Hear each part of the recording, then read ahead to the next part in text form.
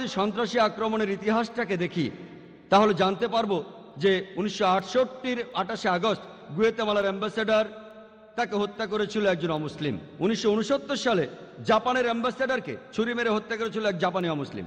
ব্রাজিলের অ্যাম্বাসেডরকে ওই একই বছরে অপহরণ করে একজন অমুসলিম। সেই বিখ্যাত ঘটনা ওকলাহোমা বোম্বিং, সেটা হয়েছিল 1995 সালের 19শে এপ্রিল।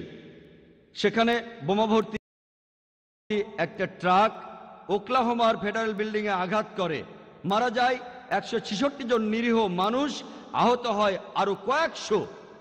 প্রথম দিকে খবরের কাগজে লেখা হয়েছিল মধ্যপ্রাচ্যের ষড়যন্ত্র। দিনের পর দিন, কয়েকদিন পরে জানা গেল যে কাজটা দুজন ডানপন্থী দলের সমর্থকের, খ্রিস্টান, তাদের নাম তিমোথি আর টেরি। এরাই ওকলাহোমার ফেডারেল বিল্ডিং এ বোমা বিস্ফোরণটার জন্য দায়ী।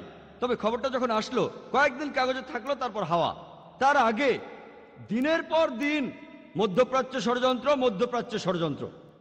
দ্বিতীয় বিশ্বযুদ্ধের পর 1941 সাল থেকে 1948 সাল পর্যন্ত এই 8 বছরের মধ্যে 259টি সন্ত্রাসী আক্রমণ চালিয়েছে শুধুমাত্র ইহুদি সন্ত্রাসীরা। অনেকগুলো দল আছে, ইরগুন, ইস্টার্ন গ্যাং, হ্যাগানা।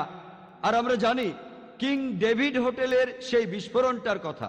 ঘটনাটা ঘটেছিল 1946 সালের 22শে জুলাই। বিস্ফোরণটা ঘটিয়েছিল ইরগুন, নেতৃত্বে ছিলেন মেনাকেন বেগান। এখানে 91 জন নিরীহ মানুষ মারা গিয়েছিল।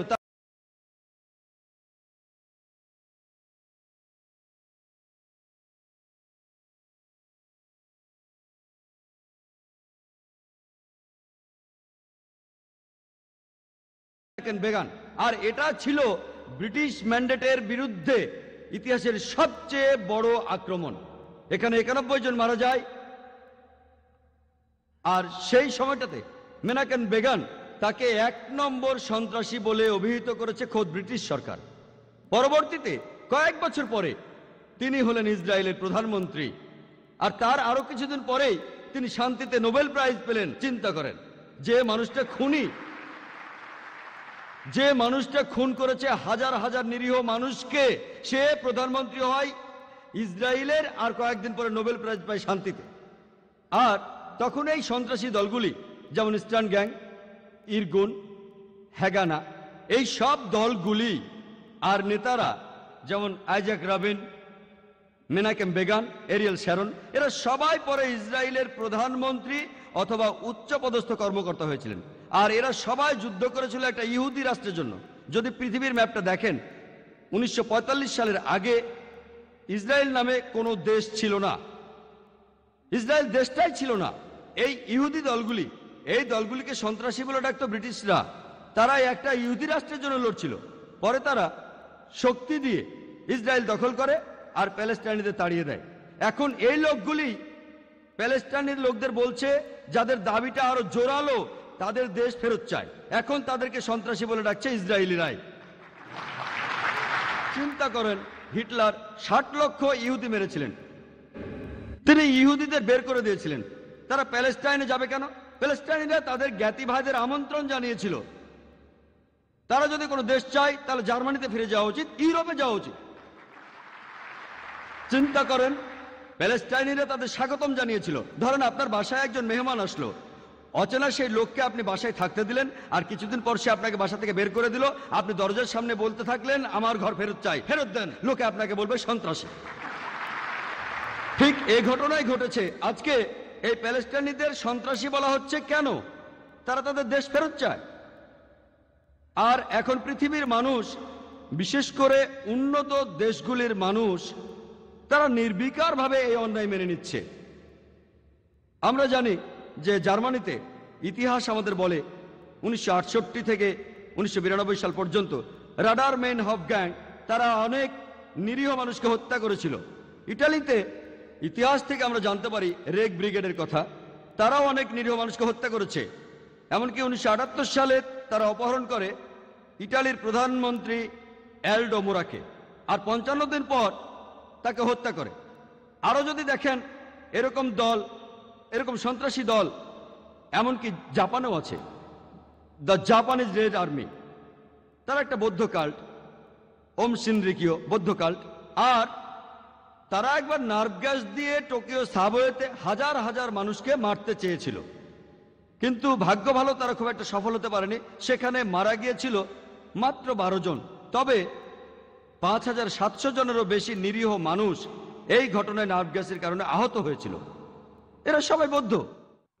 ইংল্যান্ডে 100 বছরেরও বেশি সময় IRA, আইরিশ রিপাবলিকান আর্মি, বিভিন্ন আক্রমণ চালিয়ে যাচ্ছে ইংল্যান্ডের বিরুদ্ধে। এরা সবাই ক্যাথলিক, তবে তাদের ক্যাথলিক সন্ত্রাসী বলা হয় না, তাদের বলা হয় IRA।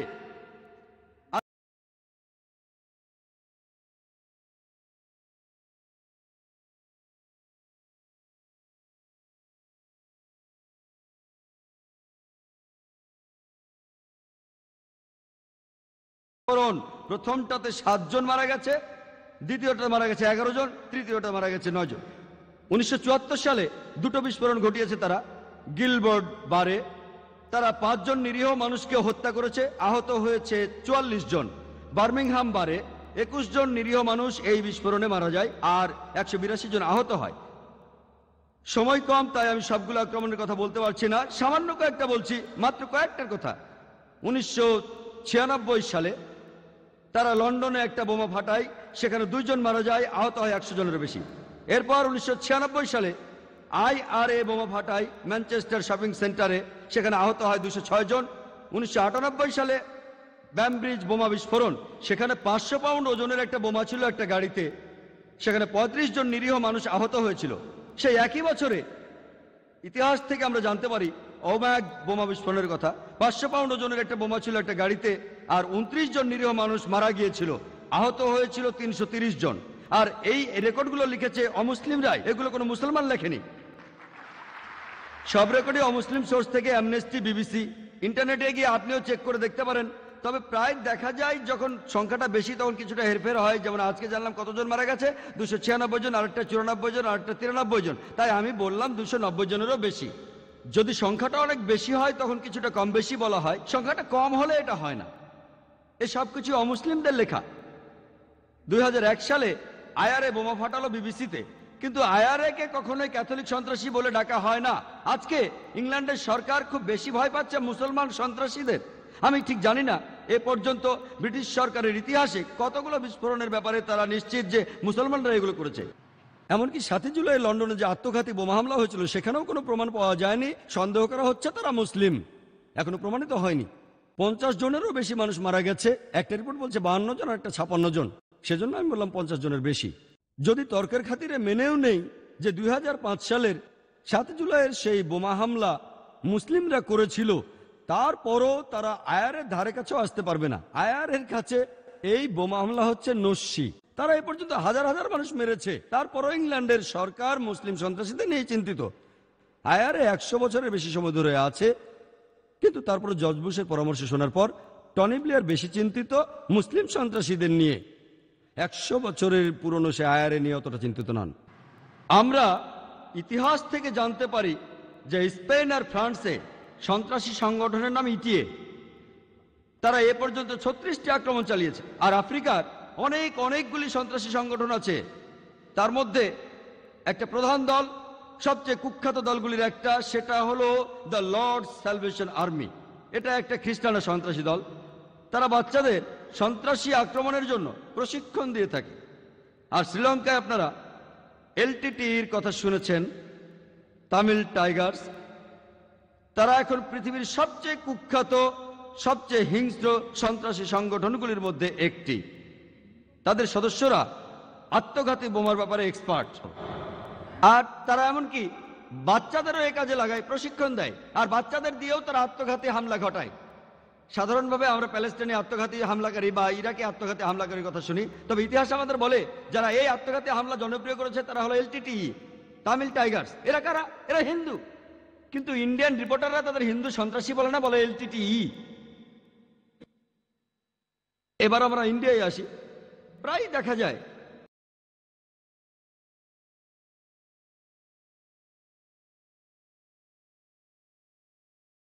কতগুলোর কথা আপনারা খবরের কাগজে পড়েছেন, কতগুলো। যারা এই ব্যাপারগুলোর সাথে জড়িত, যেমন জাস্টিস হসপিটাল সুরেশের মতো মানুষ বা যারা ফিল্ডে আছে তারা জানে। কিন্তু সাধারণ মানুষ এ ব্যাপারে কিছুই জানে না। যখনই সন্ত্রাসী আক্রমণের কথা বলা হয় বেশিরভাগ সময় লোকজন বলে মুসলমান সন্ত্রাসীদের কথা। কেন?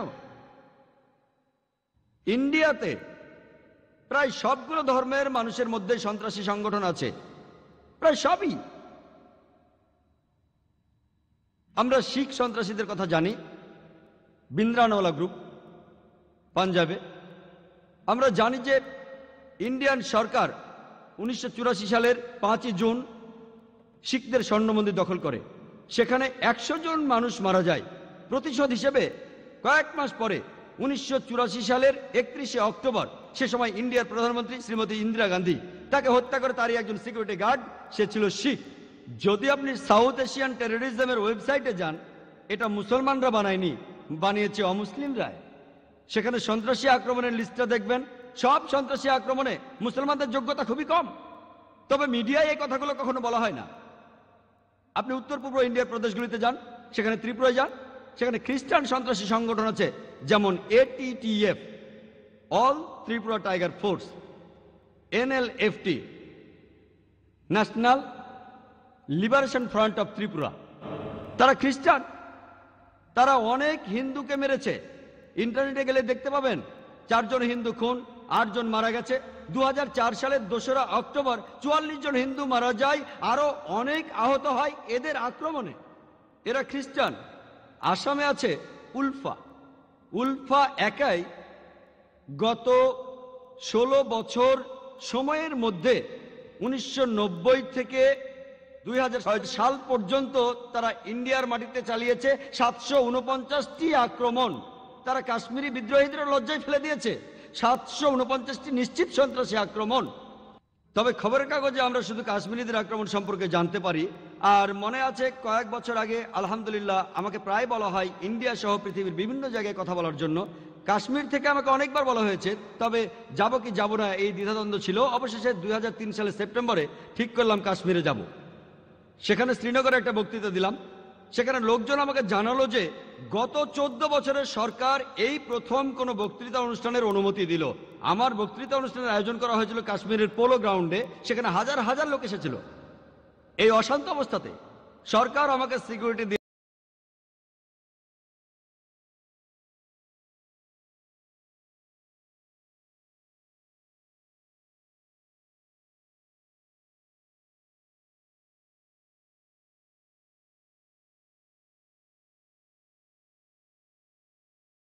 গেলাম বক্তৃতা দিতে।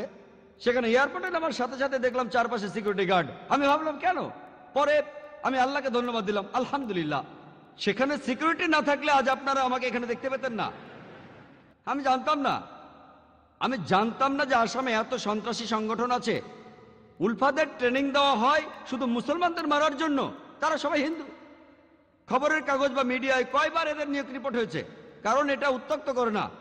এই রিপোর্ট নিয়ে ছোট্ট একটা খবর হবে, খবরটা চাপা হবে, কিন্তু কতজন সেটা খেয়াল করবে? হেডলাইন হবে না, ছোট্ট একটা খবর। এদেশের সন্ত্রাসী দলগুলির একটা হলো নকশালপন্থীরা।